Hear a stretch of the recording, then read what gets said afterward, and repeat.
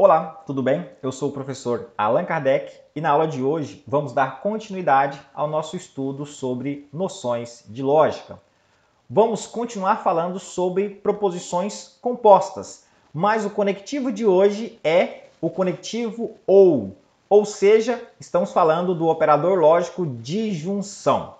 O que é essa disjunção, esse conectivo ou? Colocando o conectivo ou, que vai ser simbolizado por esse Vzinho aí, tá? Toda vez que você vê esse Vzinho em lógica, ele é ou. Colocando o conectivo ou entre duas proposições P e Q, obtemos uma nova proposição P ou Q, né? Colocando ou. E como é que nós chamamos essa nossa nova proposição composta? Nós chamamos isso de disjunção das proposições P e Q. Então, quando utilizamos o conectivo lógico ou, nós estamos falando da disjunção, do operador lógico disjunção. Vamos entender um pouco mais com os exemplos. O primeiro exemplo nós temos é a proposição P 5 maior que 0. Aqui está a linguagem simbólica e aqui está a linguagem corrente. 5 é maior que 0. A proposição Q é 5 é maior que 1. Fazendo a disjunção, ou seja, basta colocar o ou, tá? 5 maior que 0 ou 5 maior que 1. Como que eu posso fazer isso de outra forma, utilizando a linguagem corrente? A forma de escrever, que nós sabemos. 5 é maior que 0 ou maior que 1. Aqui nós temos um artifício que foi apresentado anteriormente. Observe que 5 é o sujeito das duas proposições simples. Então, como ele é o sujeito, quando eu vou fazer a disjunção, basta eu fazer a disjunção só do predicado. 5 é maior que 0 ou maior do que 1. O 5 é o sujeito de ambas, ficou quietinho. Aí é maior que 0 ou maior que 1. Não precisa eu colocar 5 é maior que 0 ou 5 é maior que 1. Basta eu deixar bonitinho o sujeito e fazer a disjunção só do predicado. Isso é uma forma interessante, tá bom? Mas não está errado você colocar 5 é maior que 0 ou 5 é maior que 1. Não está errado também não, tá super certinho. Iria ganhar nota 10 também. Vamos então ao segundo exemplo. A proposição P é 3 é igual a 3. A proposição Q é 3 é menor do que 3. Aí quando eu faço a disjunção, eu coloco o ou no meio. E o que surge quando eu coloco o ou?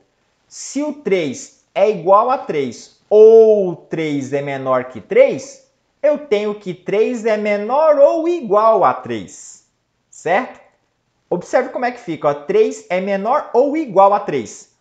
Eu posso escrever 3 é igual a 3 ou 3 é menor do que 3? Pode, mas matematicamente, e lembrando que na matemática a gente quer sempre economizar ou dar sempre um novo sentido à construção que nós fizemos, quando nós pegamos um número que é igual e aqueles mesmos números são menores também, tem uma relação de menor ali, uma relação de ordem menor, eu tenho que aparece o menor ou igual.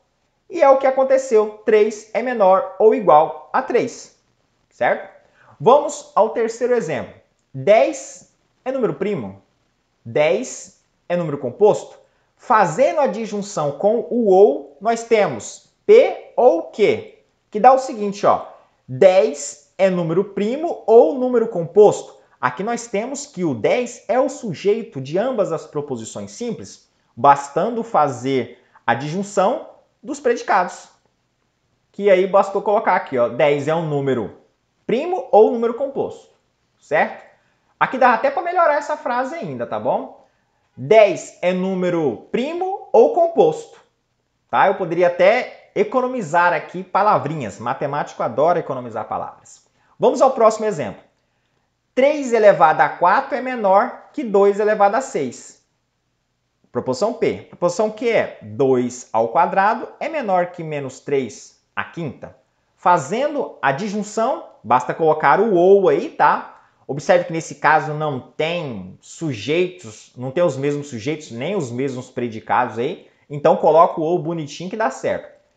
3 elevado à quarta menor que 2 elevado à sexta ou 2 elevado ao quadrado é menor que menos 3 à quinta, tá bom? Então, é assim que eu faço a minha disjunção, colocando o ou entre as duas proposições. Lembrando que existe formas de se fazer isso. Quando tiver o mesmo sujeito, basta você fazer isso com a disjunção com o predicado. Quando tiver o mesmo predicado, basta fazer a disjunção com o sujeito. Quando não tem o mesmo sujeito nem o mesmo predicado, usa o ou e repete as duas proposições que dá super certo, tá bom? Vamos agora entender qual é o valor lógico da disjunção. Quando eu uso o ou, o que acontece com a minha proposição composta? Essa minha proposição composta, formada pela disjunção de P com Q, ela será verdadeira se ao menos uma das proposições também for verdadeira. Então observe que diferente da conjunção, que é a nossa aula anterior, se você não viu, é importante você ver, lá na conjunção, para a minha proposição composta com a conjunção, ela só é verdadeira quando ambas forem verdadeiras. Diferentemente aqui na minha disjunção. A minha disjunção diz o seguinte, essa minha proposição composta formada pela disjunção, ela será verdadeira quando pelo menos uma, basta que uma seja verdadeira para a minha disjunção ser verdadeira também. E aí você viu na aula anterior, quando são duas proposições simples, eu tenho 4 linhas, basta você pegar na primeira coluna aqui, colocar 2 verdadeiras e 2 falsas, e na segunda coluna alterna entre verdadeira e falso, verdadeiro e falso. Quando tiver mais proposições, eu vou falar como você deve proceder para formar a tabela verdade, tá bom? Mas quando só tem 2, dá 4 linhas. E o meu valor lógico da minha disjunção é, se pelo menos uma das duas proposições forem verdadeiras, o meu valor lógico da disjunção também é verdadeiro. Então observe, ó, quando P e Q ambas forem verdadeiras, tem mais do que eu preciso para ser verdadeiro. Então é super verdadeiro. Quando P é verdadeira e Q é falso, a disjunção é verdadeira. Por quê? Porque uma já foi verdadeira.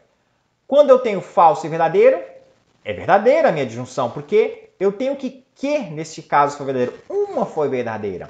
Quando as duas forem falsas, aí sim. Quando as duas forem falsas, a minha disjunção também será falsa, tá? É o único caso que a minha disjunção é falsa, certo?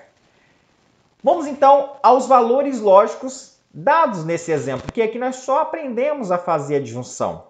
Agora vamos interpretar esse valor lógico. Deixa eu pegar aqui a minha colinha, né? Deixa eu colocá-la aqui de lado. Então, vamos aqui, ó. 5 é maior que 0? Verdade. 5 é maior que 1? Também é verdade. Verdade com verdade na disjunção? Verdade. Vamos ao próximo exemplo. 3 é igual a 3? Opa, é verdade. 3 é menor que 3? Falso. Falso, falso, falso. Mas, uma já foi verdadeira. Então, 3 é menor ou igual a 3? Porque 3 é igual a 3. Tem a opção do igual. Então, verdadeiro com falso, verdadeiro. Vamos à próxima aqui. 10 é número primo. Não é número primo. 10 é um número composto. 10 é um número composto. Isso é verdadeiro. Então, 1 é falso, outro é verdadeiro. Falso e verdadeiro, a disjunção é verdadeiro. 10 é um número primo ou composto? Ele é composto. Não é primo, mas é composto. Tá valendo. Vamos ao quarto exemplo. 3 à quarta é menor que 2 à sexta. 3 à quarta é 81. 2 à sexta é 64. 81 não é menor que 64, então é falso. 2 ao quadrado é menor que 3, menos 3 à quinta. Menos 3 à quinta é menos 243, né? Claro. 2 ao quadrado é 4. 4, ele não é menor que menos 243, ele é maior. Então as duas são falsas. Se as duas forem falsas, o resultado será falso. Para finalizar a nossa aula de hoje sobre a disjunção, nós temos aqui um resuminho. A disjunção geralmente é representada pelo conectivo ou. Assim como na conjunção, existem outros conectivos que podem assumir esse papel da disjunção. Mas não se preocupe, isso é um pouco mais avançado.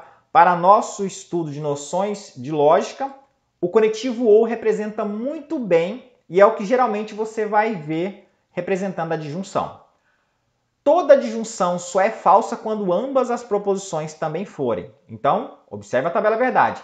A disjunção, ou seja, toda vez que você utiliza o ou para formar uma nova proposição composta, essa sua nova proposição formada pela disjunção só será falsa quando ambas proposições também forem falsas. Certo? A aula de hoje é essa. A aula de hoje foi isso. Na próxima aula, iremos falar sobre o conectivo lógico condicional. Tá bom, gente? Tchau e até a próxima aula.